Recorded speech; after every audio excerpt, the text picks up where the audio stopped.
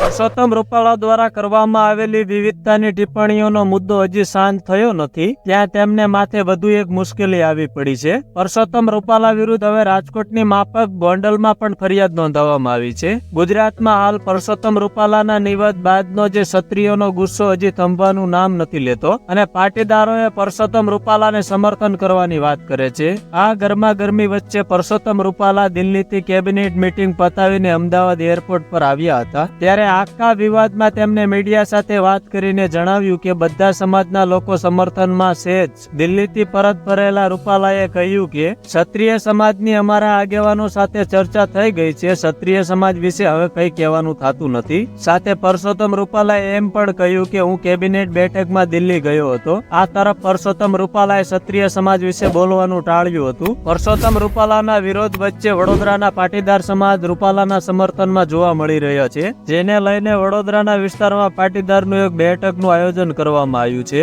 મહત્વનું છે કે ગઈ મીટિંગ ક્ષત્રિય સમાજ સાથે બેઠક નિષ્ફળ રહ્યા બાદ પરસોત્તમ રૂપાલાને ટિકિટ રદ કરવાની માંગ કરી છે. આ બધાની વચ્ચે એક ચર્ચા એવી પણ છે કે પરસોત્તમ રૂપાલા વડોદરાની ચૂંટણી લોકસભા 2024ની લડશે. રાજકોટમાં પણ પરસોત્તમ રૂપાલાના સમર્થનમાં પાટીદાર સમાજની બેઠક. ક્ષત્રિય સમાજના વિરોધ વચ્ચે પાટીદાર સમાજનું સમર્થન મળી રહ્યું હોય તેવી સ્થિતિ સર્જાય છે. આ દરમિયાન હવે રાજકોટમાં પરસોત્તમ રૂપાલાના સમર્થન માટે પાટીદાર સમાજની બેઠક મળશે તેવા સમાચાર સામે આવ્યા છે. વિગતો મુજબ આ બેઠકમાં સૌરાષ્ટ્રની પાટીદાર સંસ્થાઓના ટ્રસ્ટીઓ અને નેતાઓને આમંત્રણ કરવામાં આવ્યા છે. રાજકોટમાં કડવા અને લેવા પાટીદાર સમાજની બેઠકનું આયોજન છે. સ્થાનિક ચર્ચા મુજબ લોકસભા ચૂંટણી 2024ની રણનીતિ નક્કી કરવા માટે પાટીદારો બેઠક કરશે. તો મિત્રો, તમારે શું કહેવું આના વિશે કમેન્ટ જરૂર કરજો. વિડીયો પસંદ આવે તો વિડીયોને લાઇક, શેર અને સબસ્ક્રાઇબ કરજો અને આવા જ વિડીયો જોવા માટે અમારી સાથે જોડાયા રહો.